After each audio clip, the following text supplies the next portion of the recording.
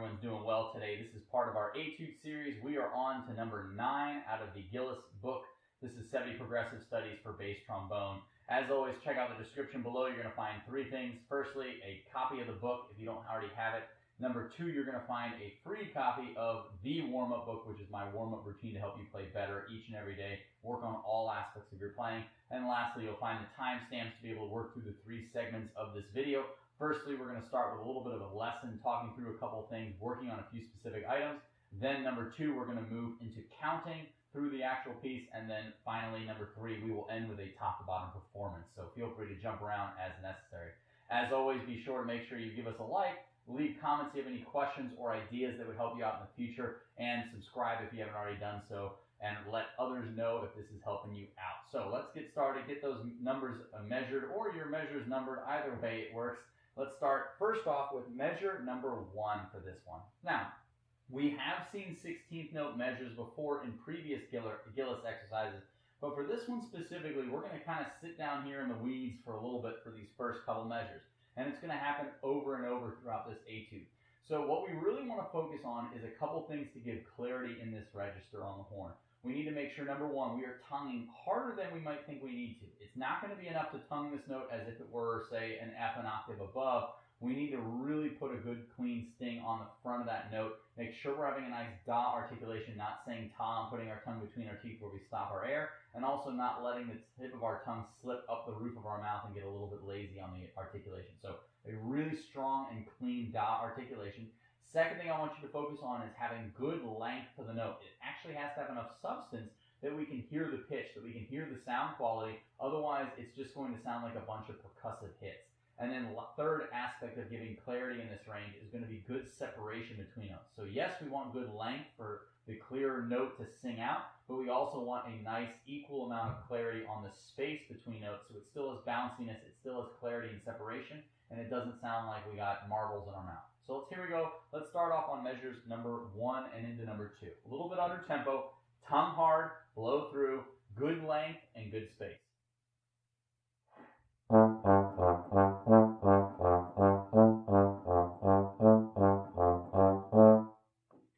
Alrighty, now the second place I want to take a look at, we're not actually going to play this measure, but I want you to jump down and look at measure number 11.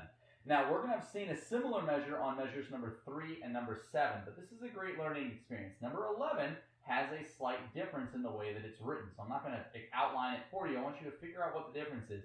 What it really means is as you're playing through etudes or excerpts, solos, whatever you're working on, don't get lazy with actually reading what is on the page. At times, it's going to seem like the same pattern has shown up, or you might think you know the rhythm or you've heard the piece before. Make sure you're diligent and actually read the music that is written, and don't get caught making an easy mistake just because you didn't pay attention.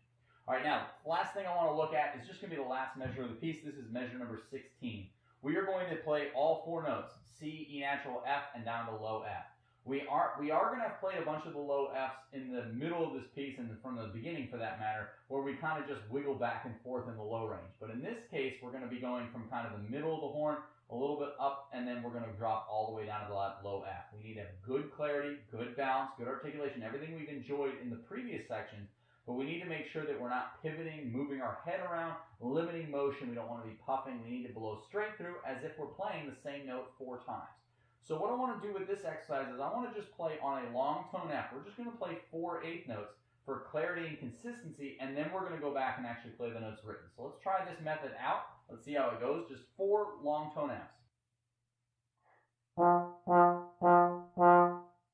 Now, if we can't play 4 long tone F notes out well, then we're going to run into problems when we add more notes and accidentals and rhythms and things like that. So from time to time, as you're playing any of these etudes, I do want you to remember to take a moment and at times just play a long tone. Ask yourself how you're sounding, how you're blowing through, how is the air moving, how is the articulation.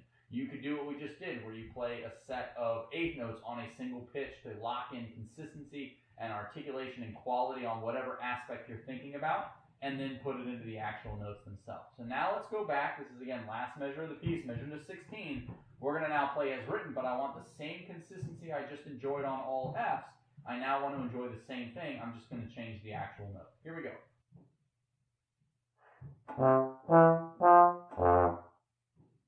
All right, now, let's move into the next portion of the video. Let's do some counting. So as always, in this piece, we aren't going to need to subdivide any beats, but what I do want you to make sure that you're doing is there's going to be a lot of 16th notes all back to back, and then we're going to move on to eighth notes and quarter notes as we count. We need to make sure that we're not rushing through our eighth notes or quarter notes and jumping to the next beat ahead of time. Maintain your rhythmic integrity and don't cheat by using that metronome. If you're a little confused, if you're feeling off, you can use that metronome to refer back to, but I don't want that on. I want you to learn to internalize the pulse yourself so that you're able to continue doing that and perform at your best, even when something like a metronome or a tuner is not around to save you.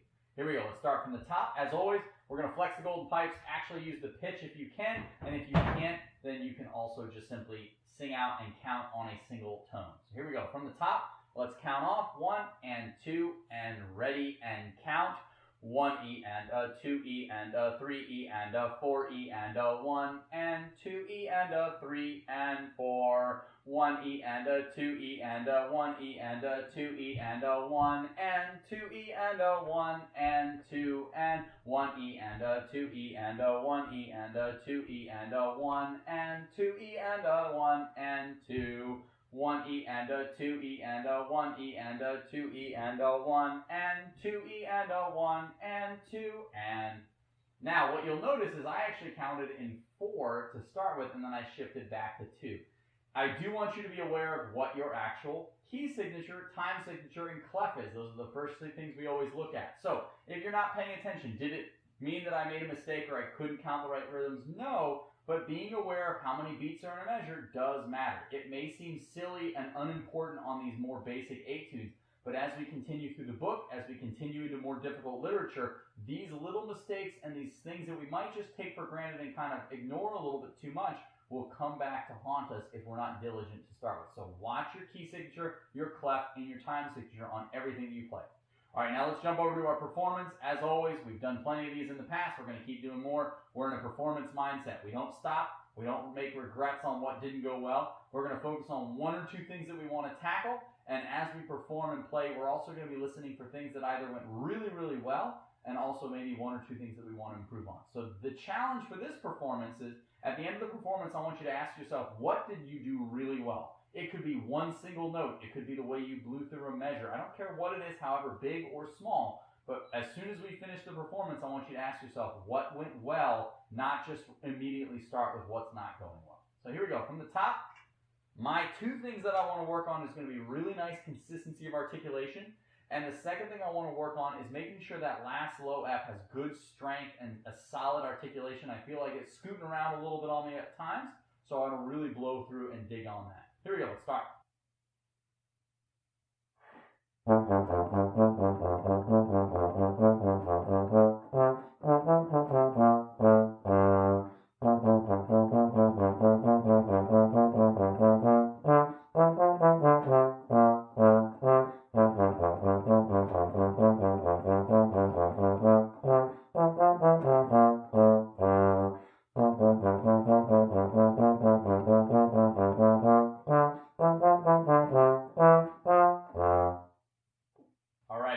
Now, I noticed as I was playing, I was really happy with the clarity of some of those notes, and that low F at the end really was exactly what I was looking for.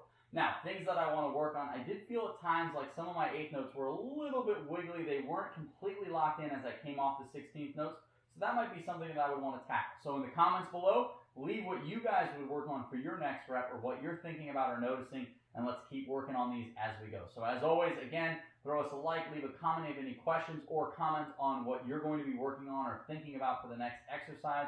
Be sure to subscribe if you haven't and spread the word. And as always, check us out on all the other social media platforms at High Impact Low Brass. We'll see you next time. Have a great rest of the day. See you on Gillis number 10.